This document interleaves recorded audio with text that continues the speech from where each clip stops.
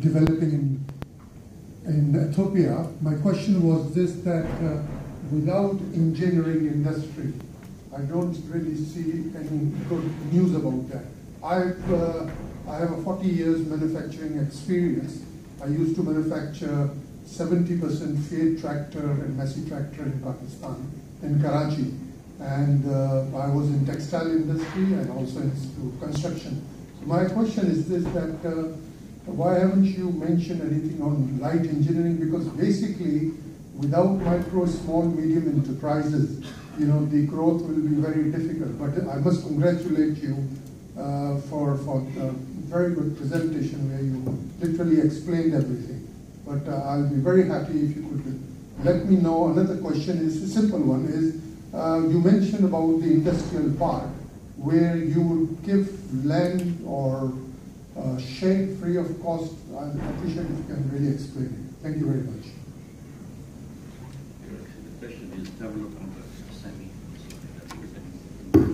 Yeah, we have reduced. If anybody else wants to chip in, Reg, please do so. Sir, we have reduced. Thank you very much.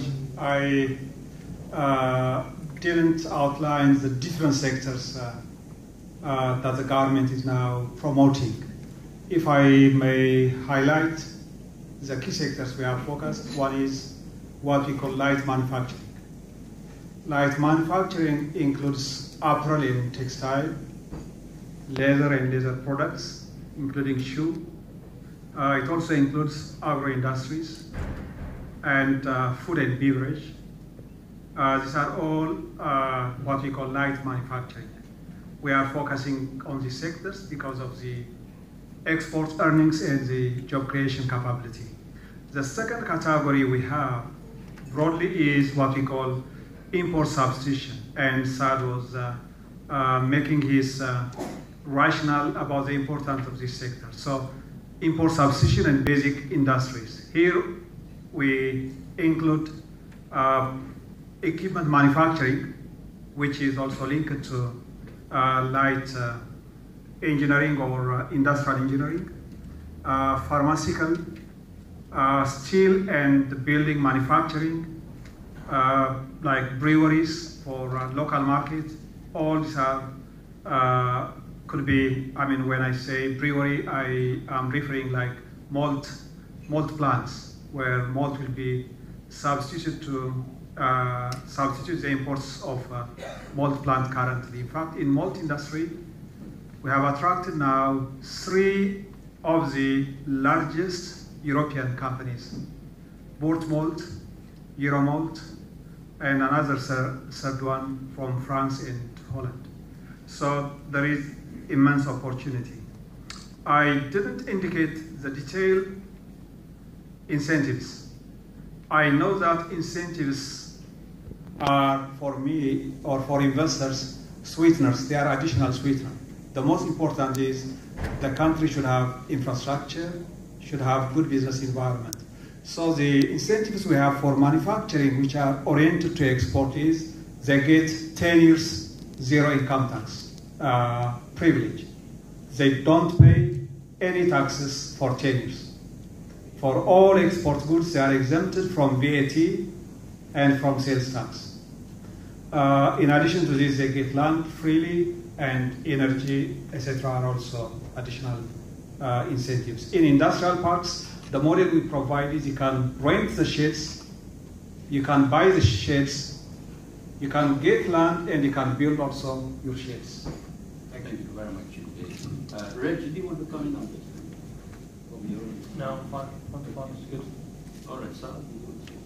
No, I think more importantly than, I think the government can do what they can do, but they cannot put more incentives than they do to attract new investors. I think the key challenges, and some of the challenges were mentioned earlier, are really to make these incentives a reality on the ground. It takes, for example, we just built a new refinery, and this is it's quite a big refinery in the local context. But to get that income tax exemption, etc., the process is lengthy. I would say the vision of the government is there, but the way it translates into the reality in the ground is there is certainly improvements, but obviously if those challenges are overcome or are improved, then your best incentive is the population and the growth that you have in that market. That's what will attract you. The government cannot do everything for you. What the government can do for us is really to make sure that our day is focused on the growth, on the vision, rather than on small things here and there.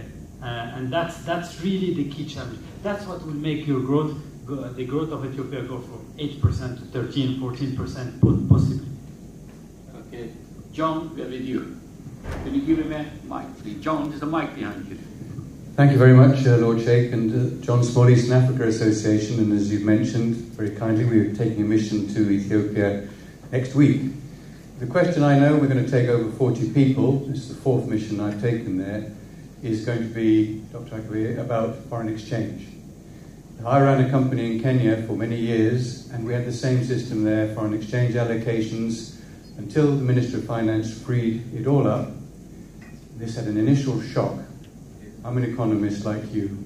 But the benefits to business were very, very rapid, because instead of having one order for 6 months' supply, you could have 6 orders for 1 month's supply, and the government quickly discovered their import cover was much higher than they had thought. And from a business point of view, there's cash flow issues, there's stock control issues, there's all sorts of things that make planning your business much easier. And we hosted the former Prime Minister in 2004 here, and we asked him about the same question, and he said, we're not yet ready. That was 2004. 2018, I believe Ethiopia is ready, should be ready, to tackle this shortage of foreign currency by liberalizing the financial services sector and by freeing up the currency. You'll have an initial shock. When I first met Lord Sheikh, he said, what is the low-hanging fruit here? And that's what I explained to him. Free up the currency.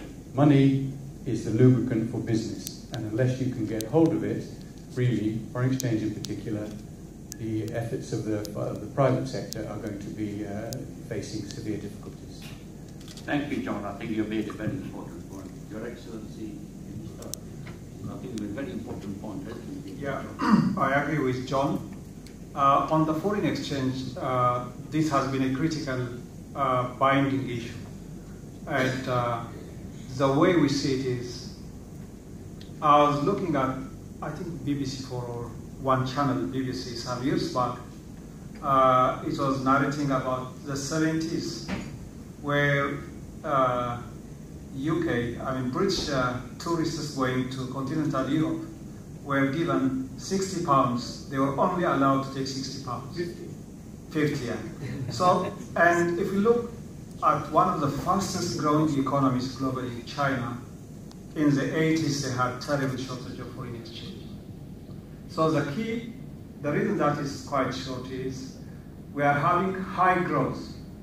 The economy is growing by, double digit, 11%. A lot of machinery has to be imported, input has to be imported. But export has not been able to catch up with the requirement. So here what we are trying to do is, first, there is no shortcut. So we have to prioritize first export, second export, third export, combined with import substitution. This is the only way, the path we have to follow. The second point is prioritizing. So first we want to ensure manufacturers, productive enterprises, get foreign exchange as a priority. So we are going to take additional measures. We have revised also incentives for export sector. For instance, currently they can retain 30% of the foreign exchange earnings if they are exporters. So this is one aspect we need to look at. We have also created access for capital. For instance, companies, be it locally, they can get foreign loans up to 50% if they are involved in export industries. If they are foreign companies, be it in export, be it in domestic market, they can get 60% foreign loans as well. And we are going to take additional measures. So this is an important concern we need to address. On the business climate, I would like to highlight, sir, you may have faced. My single advice to everyone is don't invest outside industrial parks. The very reason we are developing industrial parks is so that power is in place, water is in place, business climate is improved. We are aiming not to provide visa service on one stop. We are saying visa should be provided inside parks. So the issue here is, if you are in manufacturing industry, please, we have national network currently and focus on and be inside parks. We have different models. If you are, of course, services, you will be outside industrial parks. But we believe the best way to create business climate, we know that the bureaucracy is not going to change. Even the UK bureaucracy is not changed after, centuries of, this capitalist past. In our case, what is really possible is to create good environment in parks and one-stop service in government agencies like Ethiopia Investment Commission. So we take this as a work in progress, but our Prime Minister now is also going to take additional new measures, and in the coming months, Ethiopia is going to be even more business-friendly country.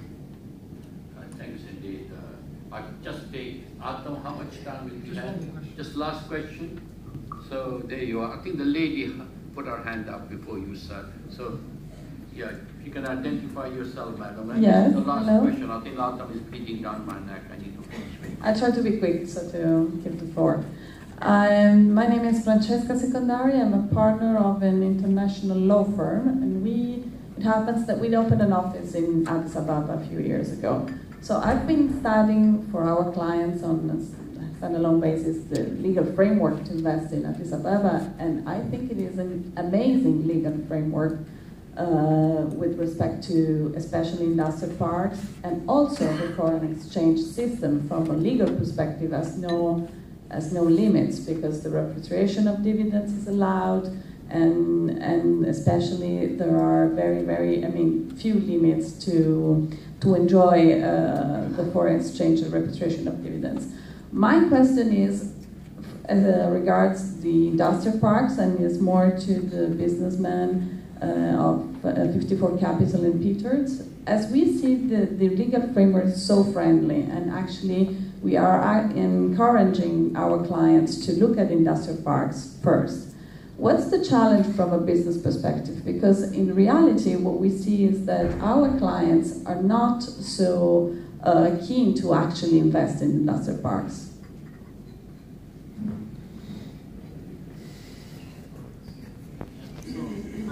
From our perspective, we are studying the opportunity to invest in an industrial park for our solvent extraction plant.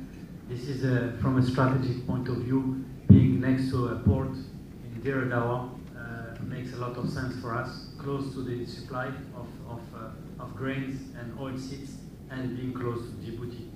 I would say that the legal system in Ethiopia is quite friendly. There is a commercial code from the 60s that is very simple document. I hear that the government is going to change it to make it more elaborate. But it's a good basis. So we don't have issues there. The system we have never had a big litigation. I mean, it's a society that has a lot of history, values, and quite consensual. So you always manage at the end to find a way without going to the legal system. That's our reality, at least. But having said that, I think the documents are clear. You go, you have a commercial code. You can make some amendments to that commercial code in the articles and memorandum of association. You have a notary public so it's very, very strict in terms of respecting the laws and regulations, and there is really little room for people to maneuver on that front. So from an industrial park, maybe a discussion to have next year when we establish our first company, at least from my side, from an experience point of view. From a paper point of view, it looks very attractive. Can I ask you a question, Reg? Reg, you said that there was electricity supply was not a problem. Is it because you're within an industrial park? Now, I mean, His Excellency mentioned about industrial park, and of course, a point I'd like to take up is, of course, electricity is very important anyway. Yeah. I think about 2 or 3 questions there. I think the first question is about industrial parks. Absolutely no doubt about it. They are fantastic visionary setup.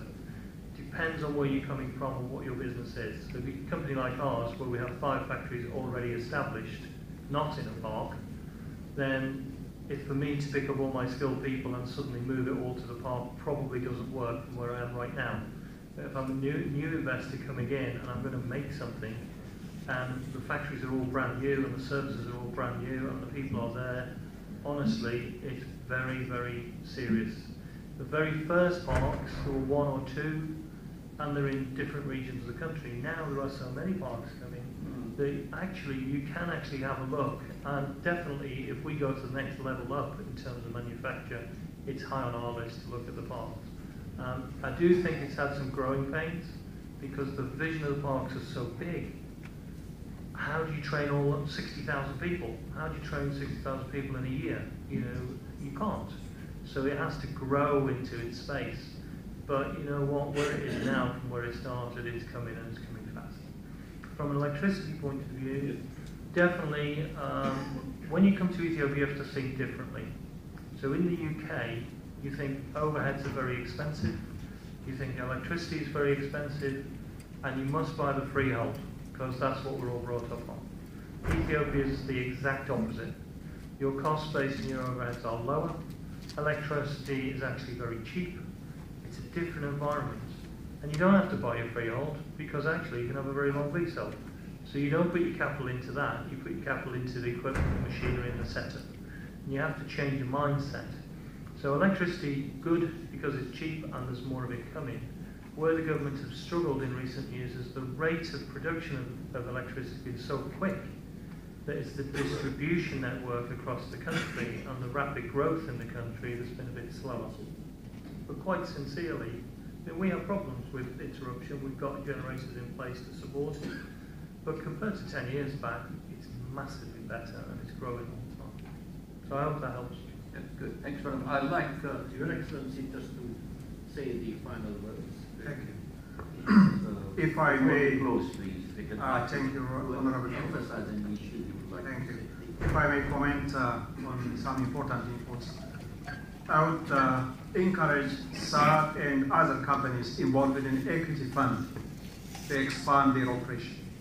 Huge opportunity, and the legal and regulatory framework is in place. And my encouragement will be equity fund units should focus as 54 had focus on manufacturing, export-oriented, and import substitution. And inside parks, there are many companies, local and foreign, who are aiming expansion of their businesses. And expansion of businesses is an evidence that the company has succeeded in phase 1 and is more likely to succeed. So I encourage, because we are sitting in London where the money is sitting.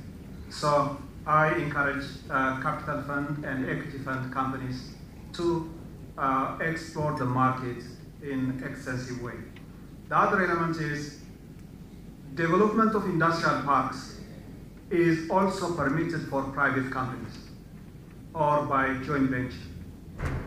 So for developers who do have the money to develop, the government provides land freely for developers. And we provide up to 15 years zero income tax for developers. They don't pay tax for 15 years. And we also make sure infrastructure is made available up to the fence. And I'm raising this because I believe there is huge potential to work on this financing of industrial hubs. And CDC may also join this partnership as well. Then I have last point to touch, issue of logistics. Ethiopia is landlocked. In the early 90s, we lost our ports, so we are landlocked. But many people make a mistake because if you refer continental Europe or even Asia, you will find many countries at coast with coastal lines, but with quite long routes from the sea. The Ethiopian case is our boundary to Djibouti is at 90 kilometers. So one of the new industrial parks we are developing in 2018 and 19 is at a place called Aisha. Aisha is 100 kilometers away from port of Djibouti and port of Somaliland. The other possible locations on the Eritrean side is at 90 kilometers from the port of Eritrea, for instance, Mersa Fatuma, where there is huge potash potential. So actually we are landlocked. We are just 100 kilometers away from the sea. So the opportunities are being opened. And the new railway lines, which are electric powered, we are using our hydropower. We are making the rate cheaper for export goods, and we are going to revise our policies.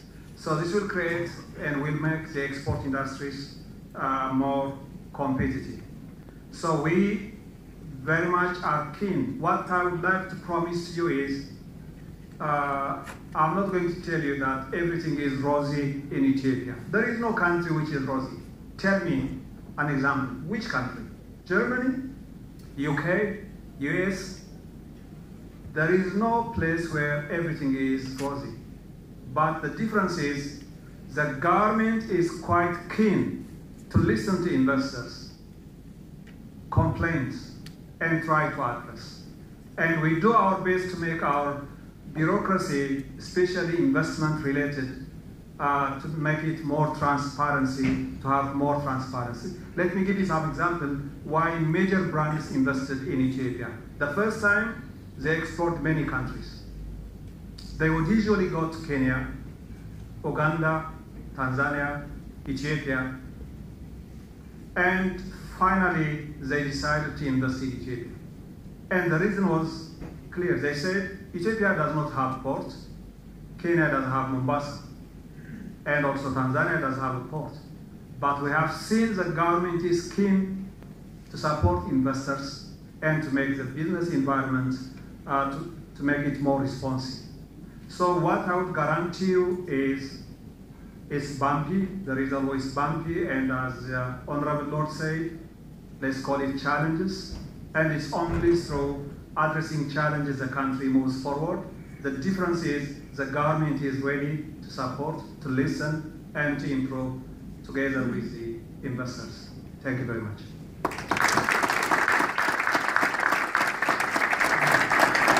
I'd just like to take up the point you mentioned, that is the government is prepared to listen. That is the word I have written down. And actually, I think this is the best we can do. Bearing in mind, you also were at a communist mentality at that one time, and I experienced that when I went to Ethiopia. I'm so glad that the reforms are there, that you're listening to people, and of course there are obstacles, challenges, which you are quite happy to look into. Now, I would like to bring this session to a close. I'd like to thank His Excellency Dr. Arkebe for his excellent presentation earlier on, and also for answering the question very, very competently. And Saad Haul, certainly thanks indeed for your presentation and contribution. And Reg, certainly when I visit Ethiopia again, I'm looking forward to getting my next pair of gloves. and shoes you start. Thank you very much indeed, and thank you, ladies and gentlemen, for listening to us and for your participation. Undoubtedly, all good things must end, so I must bring this